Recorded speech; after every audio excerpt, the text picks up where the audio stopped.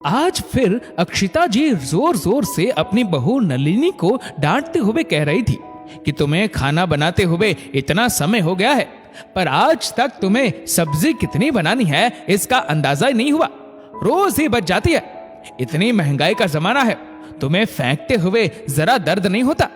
कमाकर लाती तो पता चलता कि कितनी मुश्किल से पैसा कमाया जाता है। नलिनी बोली, मम्मी जी, सब्जी तो मैंने अंदाज से ही बनाई थी, पर ना आपने ली ना पापा जी ने। आप दोनों ने ही दूध ब्रेड खा लिया, फिर वह सब्जी तो बचनी ही थी। और हाँ, आप कमाकर लाने की तो बात ही मत करिए। शादी होते ही आप लोगों ने मेरी अच्छी खासी नौकरी ये कहकर जबरदस्ती छुड़वा दी थी कि घर का काम कौन करेगा। हाँ हाँ, सारा दोष हम पर ही मर दे। यही तो सिखाकर भेजा है तेरे घर वालों ने। गलती भी करो और जबान भी चलाओ कैंची सी। अपने मायके से आए सामान को तो जरा ना फेंकती हो, मिठाई की आखिरी डल तक खा लेती हो। जैसे मायके का पैसा तो मेहनत का है और हमारा हराम का। मम्मी जी, आप मुझे बुरा भला कुछ भी कह लीजिए, पर मेरे घर वालों को बीच में मत लाइए। इसी तरह के तर्क वितर्क दोनों तरफ से चलते रहे। नलिनी के ससुर विपिन जी बहुत देर से उन दोनों का वार्तालाप सुन रहे थे। वो उठकर आए और अक्षिता से बोले, क्या तुम आए दिन छोटी सी बात पर हंगामा खड़ा करे रखती हो? आज से सब्जी तुम ही बनाओगी, बाकी काम बहू कर लिया करेगी। कम से कम रोज रोज की चिक चिक से निजात तो मिलेगी। ठीक है, बना लूंगी। ऐसा कहकर अक्षिता जी अपने कमरे में चली गई और फिर नलिनी भी अपने कमरे में आ गई। नलिनी सोचने लगी कि अगर एक आध कटोरी सब्जी बच भी जाती है तो वो उसे फेंकती नहीं है, बल्कि वह खुद ही अगले टाइम खा लेती है। पर मम्मी जी को तो कुछ भी बोलने से मतलब है। पता नहीं क्यों छोटी सी बात का बतंगड़ बना देती है। अब शाम को खाना बनना था तो नलिनी ने सबके लिए पराठे, रायता, सलाद बनाया, जबकि सब्जी अक्षिता जी ने ही बनाई। सब एक साथ खाना खाने बैठ गए। सभी ने अपने हिसाब से खाना परस लिया और खाने का मजा लेने लगे। नलिनी के देवर ने दोबारा सब्जी लेनी चाहिए तो उस समय तक सब्जी खत्म हो चुकी थी।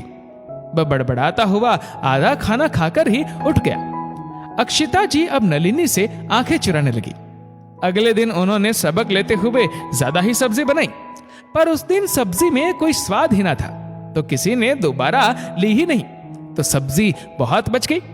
अगले दिन उन्होंने वही रात की सब्जी नाश्ते में सबको खाने को दे दी। जब नाश्ते में विपिन जी ने रात वाली ही सब्जी देखी तो उनका पारा हाई हो गया और वह अक्षिता पर गरजते हुए बोले, रात को बड़ी मुश्किल से इस सब्जी से खाना सटका और अब नाश्ते में फिर तुमने यही सब्जी रख दी। इतनी बनाई ही क्यों थी? तुम्हें सारी उम्र निकल गई रसोई में, पर सब्जी बनाने का अंदाजा आज तक नहीं हुआ क्या? अक्षिता जी बोली, अब मुझे महीनों हो गए हैं खाना बनाए हुए, इसलिए अंदाजा नहीं रहा। वैसे भी कल किसी ने दोबारा सब्जी ली ही नहीं थी, तो इतनी सारी बच गई। अब इसमें मेरा क्या दोष है? अब कुछ आभास हुआ या नहीं? ऐसा कहकर विपिन जी ने व्यंग कसा। वो अक्षिता से बोले, अब दोपहर को अच्छी सी मिक्स वेज बनाना और शाम के खाने में मलाई कोफ्ता। अक्षिता जी सोचने लगी कि उन्होंने भी अपने पैरों पर अपने आप कुल्हाड़ी मार ली है। पहले तो वो आराम से कभी अपना टीवी देखती, कभी मोबाइल चलाती, तो कभी मित्र मंडली में जा बैठती।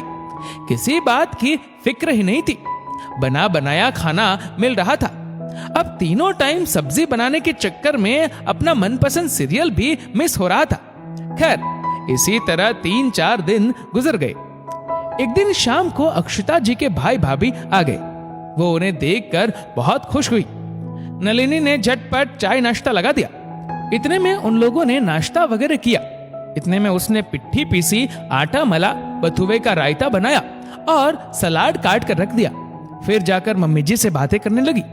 अक्षिता जी अपनी ड्यूटी निभाने रसोई में आ गई। नलिनी को अपने पास बैठकर बातें करते देख मामी जी बोली, पहली बार तुम्हें इतना बातें करते देख रही हूँ, वरना तुम तो रसोई में ही लगी दिखती थी। विपिन जी बीच में ही बोले, आजकल अक्षिता को सब्जी खुद ही बनाने का जुनून सवार है, तो इसे समय मिल जाता है। विपिन जी की बात सुनकर अक्षिता जी आग बबूला हो गई, जबकि नलिनी मंद मंद मुस्कुराने लगी।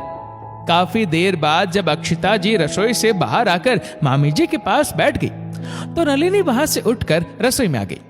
उसने देखा अक्षिता जी ने तो सिर्फ मटर पनीर और आलू मेथी की सब्जी बनाई थी। वो सोचने लगी कि अगर उसे सब्जी बनानी होती तो अक्षिता जी मामी जी के स्वागत में उससे कई तरह की सब्जियां बनवाती। खैर, उसने कचौड़ी बनाई और खाना मेज पर लगा दिया। सबने बड़ा आनंद लेकर खाना खाया। रात को जब नलिनी रसोई साफ कर रही थी तो अक्षिता जी उसके पास आकर कहने लगी कि अब भाभी आई है तो मैं उनके साथ पूरा समय बिताना चाहती हूँ। कल से मैं सब्जी नहीं बनाऊंगी। अब सब्जी बचे तो ठीक, ना बचे तो भी ठीक, मुझे कोई मतलब नहीं। तुम जानो, तुम्हारा काम जाने। विपिन जी भी वहां पानी लेने आए थे। अक्षिता की बात सुनकर बोले, क्यों 2-4 दिन में ही आ गई नानी याद? अब पता चला कि जुबान हिलाना कितना आसान है, हाथ पैर चलाना कितना मुश्किल। अक्षिता विपिन जी से बोली, तुम हम सास बहू के बीच में ना ही बोला करो तो ही अच्छा है। नलिनी को लगा कि कहीं सास ससुर में बहस ना छिड़ जाए और दूसरों के सामने कोई तमाशा ना खड़ा हो जाए। वह बीच में ही बोली, हाँ मम्मी जी, बिल्कुल तैयार हूं मैं।